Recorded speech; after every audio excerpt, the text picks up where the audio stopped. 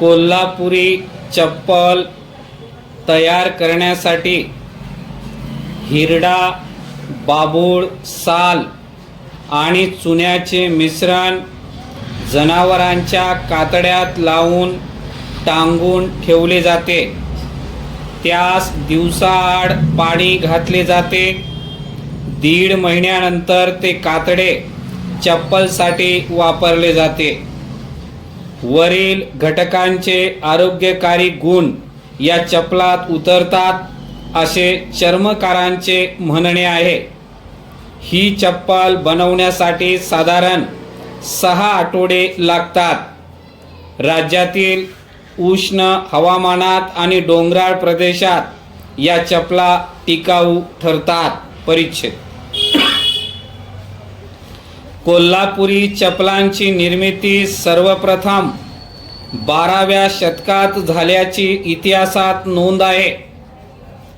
19व्या शतकात अमेरिकेतील हिप्पी समुदायाने ही चप्पल वापरण्यास सुरुवात केल्यानंतर तिचा जगभर प्रसार झाला. मुंबईत उपलब्ध झाल्यानंतर तिची लोकप्रियता वाढत गेली. कोल्हापुरी चपलांची वर्षाकाठी सुमारे 200 कोटीची विक्री होते. या व्यवसायात 4000 चर्म उद्योग कारागीर कार्यरत असून शहरात 200 चप्पल विक्रेते आहेत, असे कोल्हापुरी चप्पल क्लस्टरचे अध्यक्ष अशोक गायकवाड सांगतात.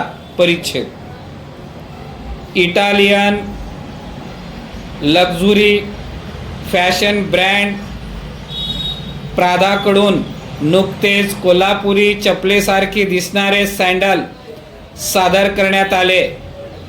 ते सादर करताना कोल्हापुरीचा नाम उल्लेख न केल्याने भारतीय फॅशन वर्तुळात आणि महाराष्ट्रातील पारंपरिक कारागिरांकडून तीव्र प्रतिक्रिया उमटल्या.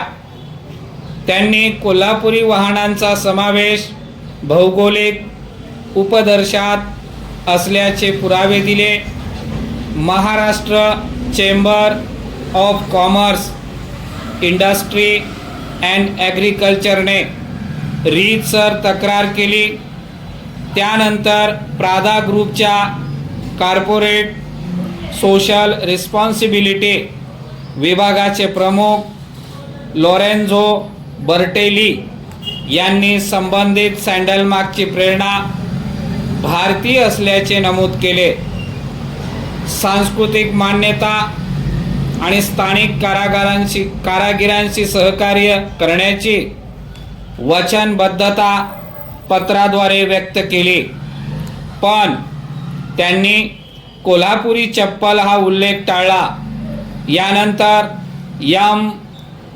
MSCCIचे अध्यक्ष ललित गांधी यांनी कोल्हापुरी चपलांची GI मानांकन आंतरराष्ट्रीय बाजारपेठेत पुरेशी नाही, त्याचे पेटंट मिळविणे गरजेचे आहे असे म्हटले.